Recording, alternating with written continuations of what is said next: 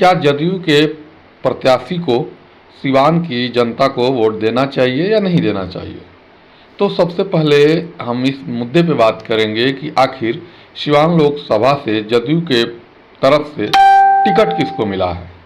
तो आप सभी ये बात जान चुके हैं कि सिवान लोकसभा से जदयू से टिकट मिला है। जीरादेई विधानसभा से विधायक रहे, पूर्व में विधायक रहे रमेश सिंह कुशवाहा की पत्नी विजय लक्ष्मी कुशवाहा को। तो एक बार हम पैनी नज़र डाल लेते हैं कि आखिर रमेश सिंह कुशवाहा हैं कौन। तो आपकी जानकारी के लिए बता दूं कि जीरादेई विधानसभा क्षेत्र के मैरवा प्रखंड के बरासो गांव के रहने वाले हैं रमेश सिंह कुशवाहा। और इसके पहले वो 2015 से 2020 तक जीरादेई के विधायक रहे हैं रमेश सिंह कुशवाहा, और उनकी भी क्षेत्र में काफ़ी अच्छी पकड़ है। एक बहुत बड़े ठेकेदार भी हैं, कॉन्ट्रैक्टर हैं, और बहुत अच्छी उनकी राजनीतिक पकड़ भी है। तो सबसे पहले मैं अपना अनुभव उनके साथ बताना चाहूँगा कि जब पिछली बार जदयू से उनका टिकट कट चुका था तो वे भरपूर रूप से माले को समर्थन कर रहे थे, और जब चुनाव की तैयारियां चल रही थी, लोग कैंपेनिंग कर रहे थे, उस समय धड़ाधड़ रमेश सिंह कुशवाहा के द्वारा विकास कार्य तेजी से कराया जा रहा था। तो मैं भी एक पत्रकार के नाते अपना धर्म पूरा करते हुए उनके क्षेत्र में जो भी कमियां रह गई थी उसको दिखाने का प्रयास कर रहा था। तो वहीं एक जगह रोड के शिलान्यास के समय हमारी मुलाकात रमेश सिंह कुशवाहा से हुई। तो उन्होंने कहा कि बाबा, सब बुराइयां ही नहीं हैं हम में, कुछ अच्छाइयाँ भी है, उसको भी दिखाने का प्रयास कीजिए। तो ये कहीं ना कहीं हमको अच्छा लगा था, और ये उनकी बड़प्पन भी थी। वो चाहते तो हमको कुछ निगेटिव भी बोल सकते थे, क्योंकि पत्रकार जब सही चीज़ों को दिखाता है तो बहुत लोगों को बुरा भी लगता है, और वो लोग अपनी प्रतिक्रिया भी गलत शब्दों के साथ देते हैं। तो ये उनकी बड़प्पन थी, हमको अच्छा लगा कि चलिए कम से कम उनको ये तो लग रहा है कि हम बुराइयों को ही दिखा रहे हैं, अच्छाई को नहीं दिखा रहे हैं। जबकि एक पत्रकार का धर्म होता है कि बुराई के साथ साथ अच्छाई भी दिखाए, और ये धर्म मैं पूरी निष्पक्षता और ईमानदारी के साथ निभा रहा था। हालांकि वो एक नेता थे, वो उनका अपना पक्ष था, मैं एक पत्रकार था, मेरा भी एक अपना पक्ष था।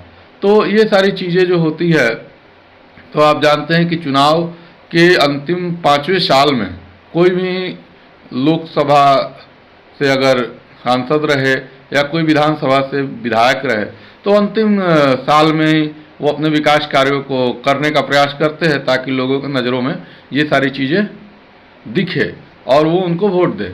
तो जब इनका जदयू से टिकट कट चुका था पिछली बार, तो टिकट मिला था संजय कुशवाहा की पत्नी कमला कुशवाहा की, और वो भी मैरवा प्रखंड के बरासो गांव के रहने वाले थे।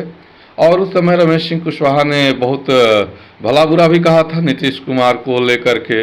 उन्होंने यह तक भी कहा था कि हम तो पहले से ही माले हैं, और माले के जो उस समय के जो प्रत्याशी थे अमरजीत कुशवाहा, और उनको इन्होंने खुलकर सपोर्ट किया था। तो अभी इनकी पत्नी को टिकट मिला है, और ये जदयू की सदस्यता भी ये लोग ग्रहण कर चुके हैं।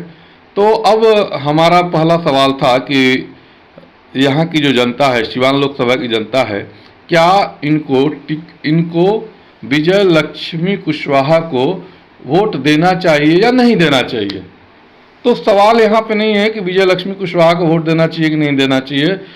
यहाँ पे बात है कि नरेंद्र मोदी को वोट देना चाहिए या नहीं देना चाहिए। हम यह इसलिए कह रहे हैं कि जब पिछली बार लोकसभा का चुनाव हुआ था तो कविता सिंह और अजय सिंह को कोई वोट नहीं दिया था, नीतीश कुमार को कोई वोट नहीं दिया था, वोट दिया गया था नरेंद्र मोदी के चेहरे पे।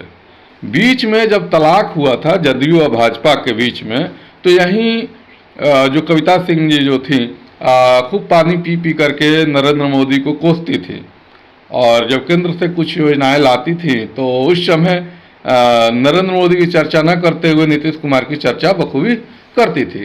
तो यहाँ पे व्यक्ति विशेष की बात नहीं रह जा रही है, बात रह जा रही है एनडीए गठबंधन की।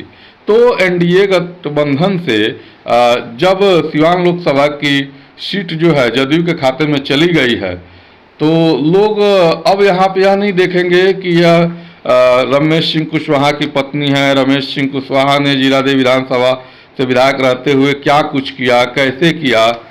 लोग इस चीज़ को देखेंगे कि विजय लक्ष्मी कुशवाहा एक क्या है, मॉडल हैं नरेंद्र मोदी की। तो फिर बात तो वही रह जाएगी कि अगर कविता सिंह को हमने वोट दिया था नरेंद्र मोदी के चेहरे के रूप में मानकर, तो आखिर सिवान लोकसभा का विकास कितना हुआ।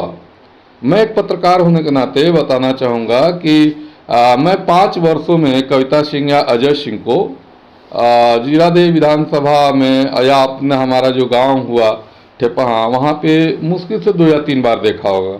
और जहाँ तक अगर सीमावर्ती क्षेत्रों की बात करें, जैसे आपका दरौली हो जाता है, दोन हो जाता है, गुठनी हो जाता है, तो हमको नहीं पता कि ये लोग कितनी बार यहाँ पे आते रहे होंगे, है ना। हालांकि ये बाहुबली लोग हैं, हम अगर कुछ कहते भी हैं तो ये लोग हमको यह कह सकते हैं कि यह राजद का दलाल है या यह दूसरे पार्टियों का दलाल है। जैसे जीरादेव विधानसभा के विधायक अमरजीत कुशवाहा का एक विवादित वीडियो जो उन्होंने खुद अपने व्हाट्सएप के ग्रुप में डाला हुआ था, उसको मैंने जब पोस्ट किया था तो उन्होंने हमको आरएसएस और बीजेपी का दलाल कहा था।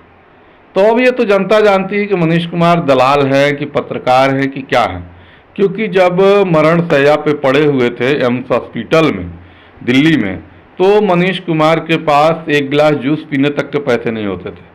तो यह कॉल करके लोगों से रिक्वेस्ट करते थे, तो इनके खाते में 20 रुपये 50 रुपये से ले करके लोगों ने 5-5 हज़ार रुपये तक का कंट्रीब्यूशन किया था, योगदान किया था, ताकि अपना इलाज करवा पाए और फिर से समाज में आ सके और जो समाज की बुराइयां हैं उसको दिखा सके।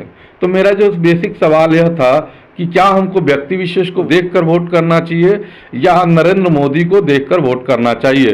तो कहने की बात है कि नरेंद्र मोदी को देख के वोट तो हमने कर दिया पिछली बार कविता सिंह को, अब फिर इस बार हमको करना चाहिए कि नहीं करना चाहिए।